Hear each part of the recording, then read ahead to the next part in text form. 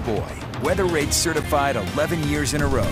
Good afternoon, Utah, and happy Friday. We made it to the end of the work week, and we've seen quite a few changes already as we've gone throughout this week, going from below average temperatures to well above yesterday. Record-breaking heat yesterday, and the high pressure that brought that record-breaking heat is now working its way down to the southeast and southeastern Utah. It's going to be just as hot, if not hotter, than what we saw yesterday.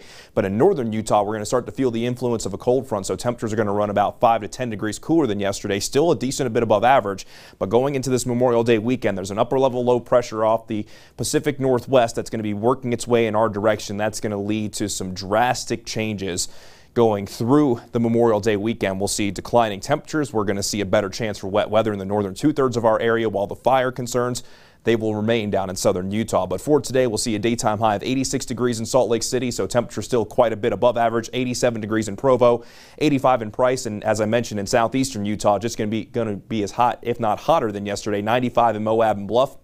Well, St. George will be knocking on the door of 100 degrees with a daytime high of 98. Partly cloudy to partly sunny skies up north by later this afternoon, and mostly sunny to partly cloudy down south. But in the meantime, we got plenty of sunshine at Sundance. Look how pretty this view is. You still have a little bit of snow on Timpanogos, but I can only imagine we've seen quite a bit of snow melt over the last day or so. But as we go into this weekend, we could add more snow to the equation. But at Arches National Park, there is a long line of folks to get in, and I have no doubt that our parks are going to have plenty of people the next few days.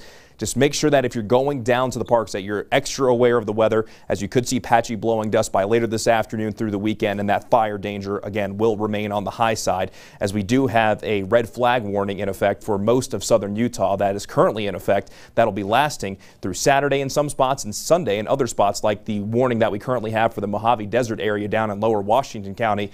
But these warnings do extend as far north as the San Rafael Swell, and the elevated fire risk today outside of these warnings goes as far north as Juab County.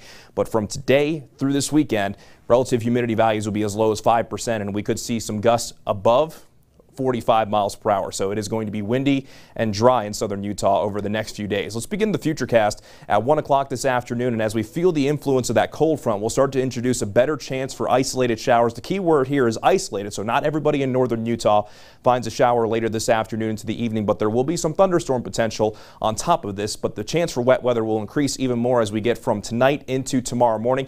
This particular futurecast showing a batch of showers along the Wasatch Front early tomorrow morning, then it becomes scattered showers and thunderstorms for the northern two-thirds of our area by tomorrow afternoon into the evening, as the cold front starts to work its way through, and cooler temperatures will be felt statewide going through our Saturday, and then going from Saturday night into Sunday, with the upper level low pressure then beginning to move into our area.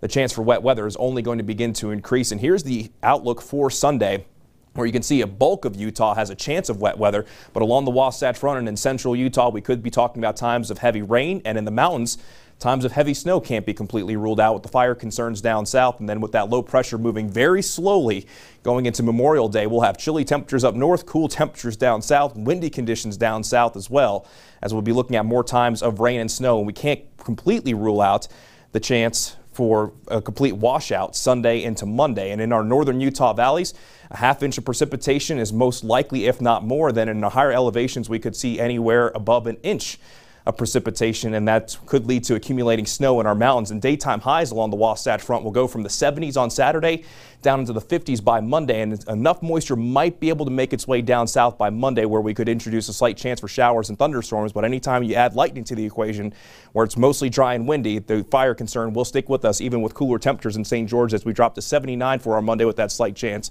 But we'll see drier skies, and also we'll be looking at warmer temperatures by the middle of next week. And along the Wasatch Front, we get the slight chance later on today. Scattered showers and thunderstorms for our Saturday, and a better chance Sunday into Monday. Again, there's that washout potential, so if you have any outdoor plans, keep up with the weather. But once we get into Tuesday, the chance for wet weather will begin to go down, and temperatures will begin to warm back up as we dry things out Wednesday into Thursday.